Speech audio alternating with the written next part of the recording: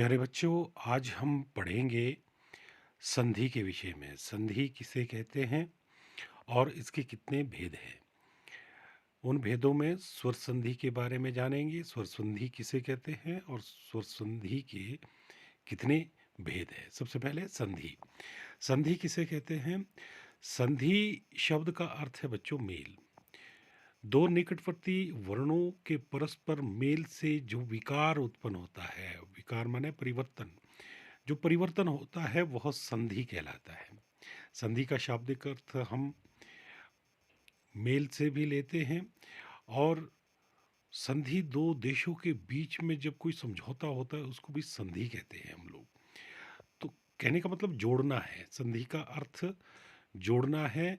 वो चाहे वर्णों को जोड़े, देशों को जोड़े, या किसी भी रूप में दो गुटों के बीच कोई समझौता हो जाए तो उसको हम संधि कहते हैं। तो यहाँ पर हम वर्णों के मेल में जो परिवर्तन आ रहा है उसके संदर्भ में बात करेंगे।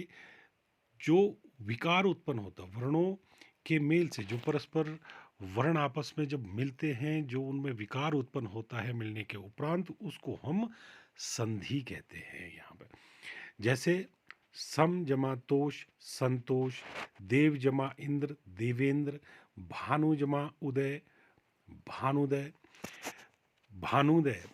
तो आप देख रहे हैं भानु जमा उदय। भानु में छोटा ऊ था, पहले शब्द के अंत का अंतिम जो वर्ण था वो छोटा ऊ था। और दूसरा शब्द है उदय। उदय का प्रथम वर्ण ऊ था।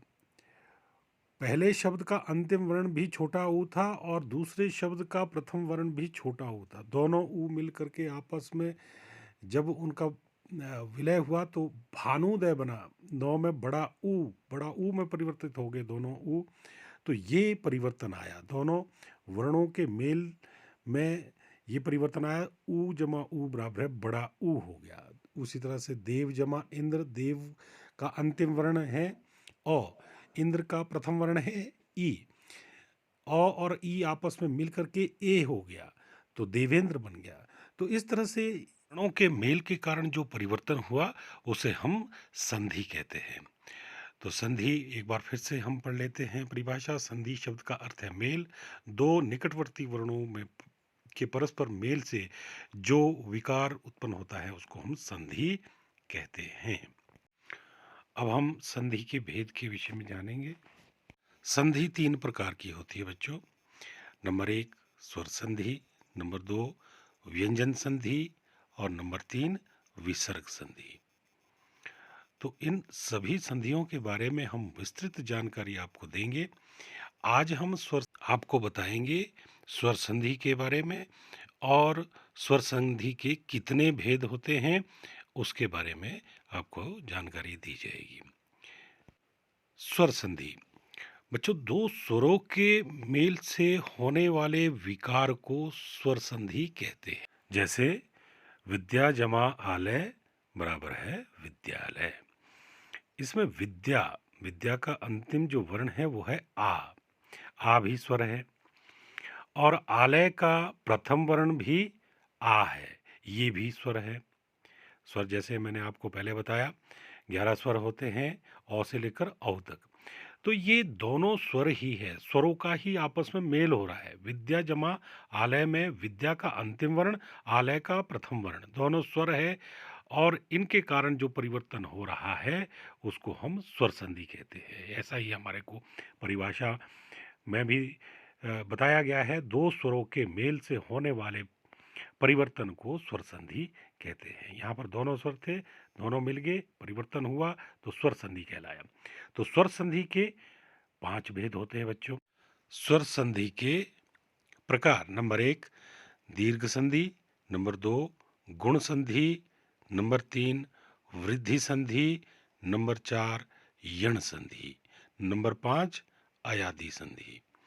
ये 5 प्रकार है बच्चों स्वर संधि के। इन्हें आप लिख लीजिए।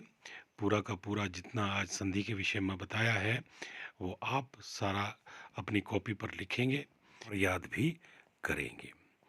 आपने आज संधि के विषय में जाना, संधि किसे कहते हैं, और संधि कितने प्रकार की होती हैं, और स्वर संधि के विषय में जाना, स्वर संधि किसे कहते हैं और स्वर संधि के कितने प्रकार है, ये सभी चीज़ें आपको याद होनी चाहिए। तभी जा कर के हम यहाँ से आगे की जो संधियाँ हैं और ये जो प्रकार है, स्वर संधि के प्रकार है, इनको समझ पाएंगे।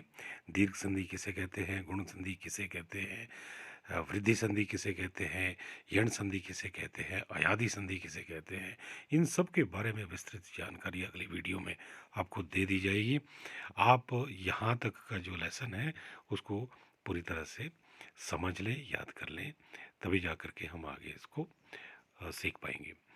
ये बहुत बड़ा विषय है संधि वाला। यदि ये आपको समझ में आ गया तो बहुत सारी चीज़ें ऐसी हैं जो व्याकरण में आपको समझ आ जाएगी। आपको इसको ठीक से समझना है।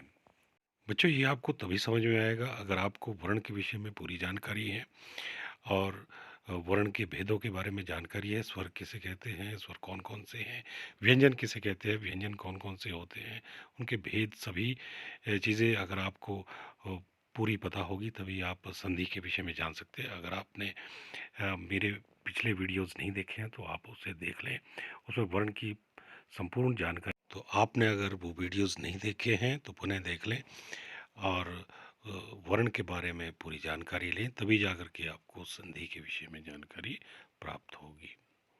तो इसी तरह से आप मेरे वीडियो से जुड़े रहें और व्याकरण की पूरी जानकारी आपको देने की कोशिश करूंगा। अगर आपको वीडियोस अच्छे लग रहे हों तो लाइक का बटन अवश्य दबाइएगा, चैनल को सब्सक्राइब करिएगा। धन्यवाद।